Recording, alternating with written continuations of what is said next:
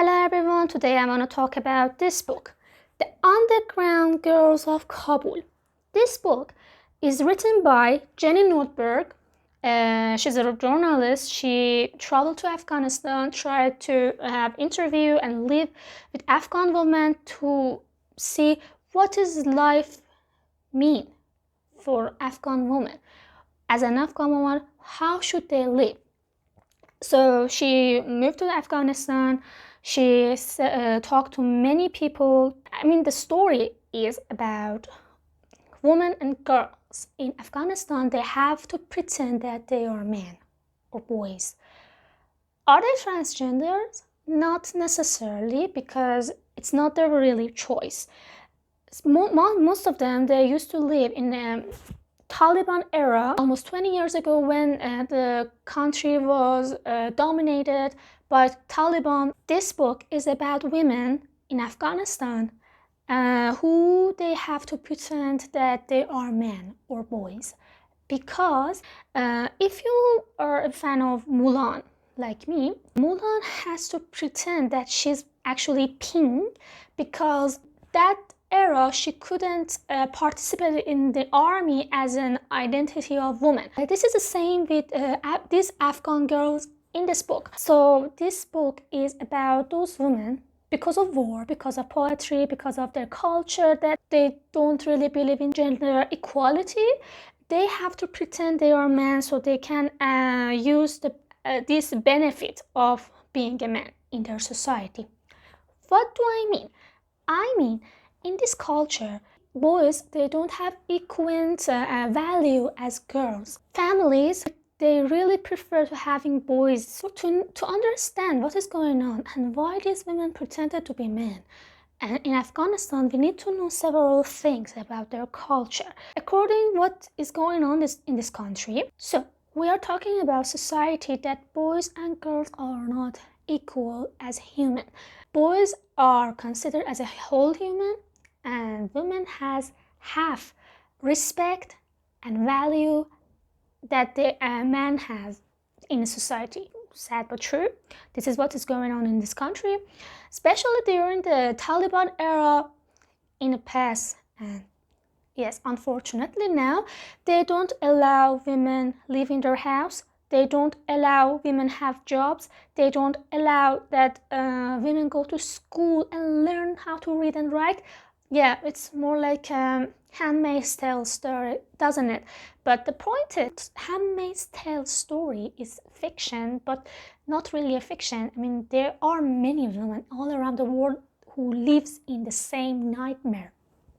Anyway, so in this society, if a woman wants to go to school, if a family is very poor and the father of the family can't to feed everyone in their house, so at the same time, his wife and children, female children, are not allowed to work. So how he's supposed to feed them all by his own? In this circumstance, some family, they dressed up their female child by boy clothes, men attitude, and present that child as a man in society.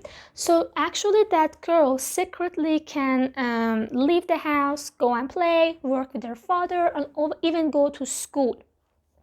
But most of these girls, they have to stop pretending to be boys when they become older. Let me be more specific. To get their period, or even their period to start it, they has to stop. They has to return to the womanhood and stay inside, waiting to get married, which happens in a very young age, and they losing all those privileges as a boy in society. They have to face with this reality.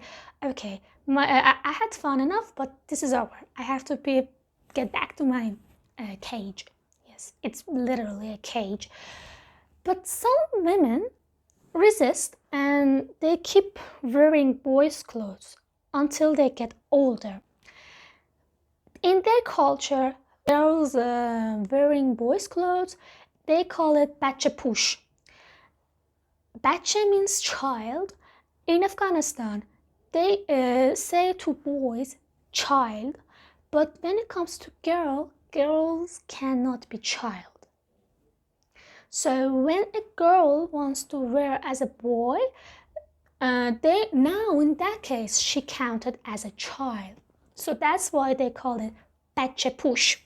It's exactly like what happens in Gilliard, but it is different that it's not Gilliard, it's actual real country, Afghanistan. In this book, Jenny, she criticized all those humanitarian NGOs and activity all these years in Afghanistan because they didn't have much impact, and she's criticizing them and giving them why what they are doing in Afghanistan is not working and what should they do. Unfortunately, no one listened those years when she wrote this book, and now the whole country is in Taliban's hand, and God knows what's really happening to those women and children. Another thing is she's trying to analyze this whole patriarchy system according to the anthropologists, sociologists, psychologists, and even she